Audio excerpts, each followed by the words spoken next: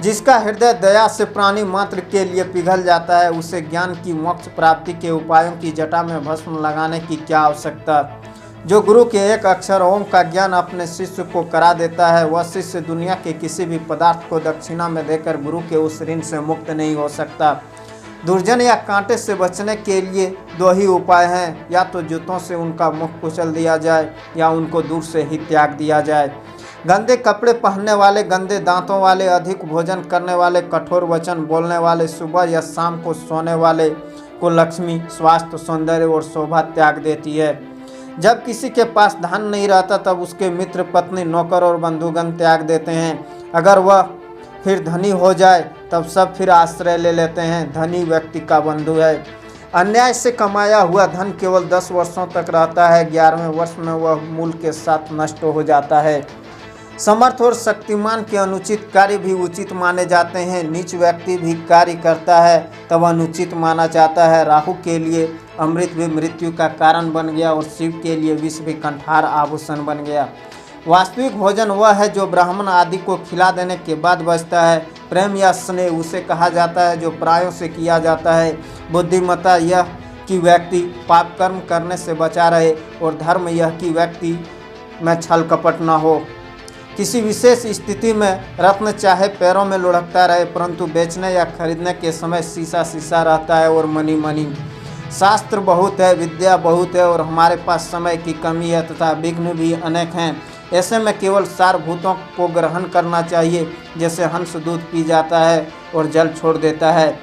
दूर से आए पथिक को बिना भोजन कराए जो भोजन कर लेता है उसे चंडाल कहा जाता है।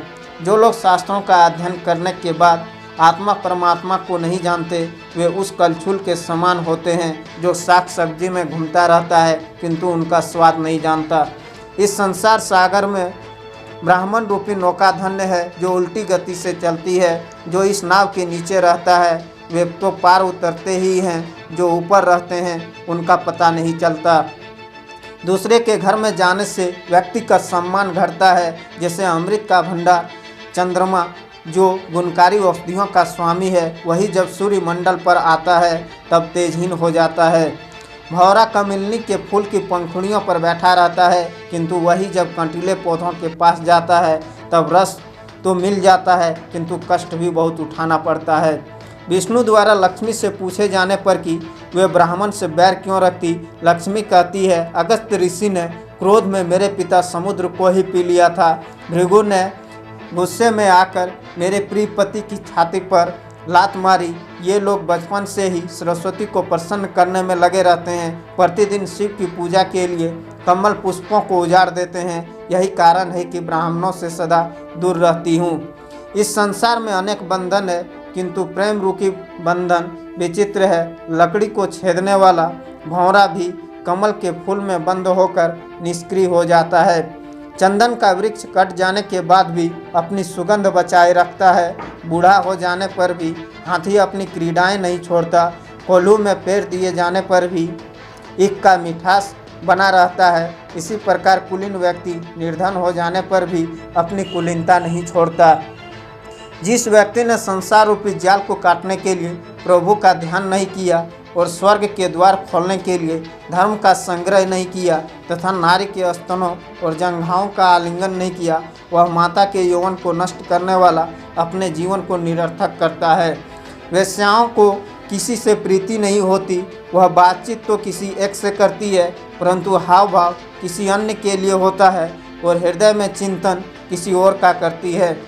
जो मूर्ख व्यक्ति यह समझता है कि वेश्या उससे ही प्रेम करती है, वह कठपुतली के समान उसी के इशारों पर नाचता रहता है। इस संसार में कोई ऐसा व्यक्ति नहीं जिसे धन और ऐश्वर्य पाकर अभिमान न हुआ हो। कोई विषय भोगों में लिप्त ऐसा नहीं जिसे कष्ट भोगने न पड़े हों।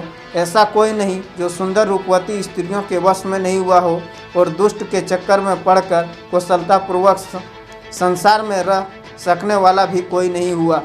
आज तक न सोने का मृग हुआ और न सोने के मृग को किसी ने देखा, फिर भी श्री राम जी स्वर्ण मृग को पकड़ने के लिए उतावले हो गए। सच यह है कि जब विपत्ति आने को होती है तब मति उलट जाती है।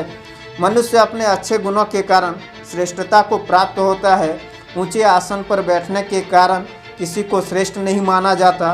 राजमहल के सबसे ऊपरी कंगूरे पर बैठने के कारण कौवा गरुड़ नहीं बन सकता। गुणों के कारण किसी को सम्मान मिलता है, संपदा के कारण नहीं। दाग धब्बों से रहित दूज का चांद जितना पूजा जाता उतना पूर्णिमा का चांद नहीं।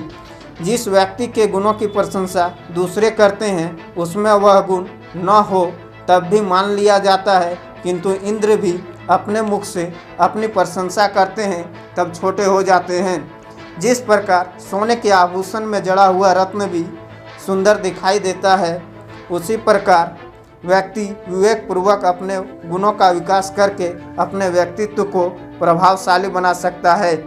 गुणों में सर्वज्ञ परमात्मा के समान होने पर भी निराश्रित व्यक्ति दुखी रहता है। जैसे अत्यंत मूल्यवान हीरा भी सोने में जड़े जाने की आकांक्षा करता है, इसी तरह व्यक्ति में सहारा की अपेक्षा रहती है। जो धन दूसरों को हानि और पीड़ा पहुंचाकर अधार्मिक कार्यों से या शत्रु के सामने गिड़गिड़ाने से प्राप्त होती है, वह धन बेकार है। ऐसे धन का कोई लाभ नहीं जो कुलवधू की तरह केवल एक के उपयोग के लिए हो। धन संपत्ति को वेश्या के समान होना चाहिए जिसका लाभ राह चलते लोग उठा सके। इस संसार में कोई ऐसा प्राणी नहीं जो धन का उपभोग करके तृप्त हुआ हो। धन का उपभोग जीवन के कार्यों, स्त्रियों के सेवन और भोजन आदि करने पर से व्यक्ति अतृप्त रहेगा और अतृप्त ही चला जाएगा। सभी प्रकार के अन्न, जल, वस्त्र, सभी प्रकार के यज्ञ, होम, बलि आदि कर्म नष्ट हो जाते हैं, परंतु सुपात्र को दिया हुआ दान और प्राणी मात्र को दिया गया अभय दान कभी नष्ट नहीं होता। तृण बहुत हल्का होता है, उससे भी हल्का होता है रुई, और उससे भी हल्का वायु होता है, किंतु याचक इन सबसे हल्का हो जाता है। अपमानित होकर जीने से मर जाना अच्छा है। मरने पर क्षण भर का दुख है, किंतु अपमानित होने पर प्रतिदिन का। मधुर वाणी सुनकर सभी प्राणी प्रसन्न हो जाते हैं, इसलिए मधुर बोलने में क्या निर्धनता। संसार विष का वृक्ष है जिसमें 2 अमृत तुल्य फल है। एक है सुभाषित, सबके भले के लिए कथन, और दूसरी है सज्जनों की संगति। अनेक जन्मों में मनुष्य ने दान, अध्ययन और तप का जो अभ्यास किया वही पुनः पुनः करता रहता है। पुस्तकों में जो ज्ञान हो या दूसरों के हाथ में जो धन हो, आवश्यकता पड़ने पर न वह विद्या काम आती है और न वह धन।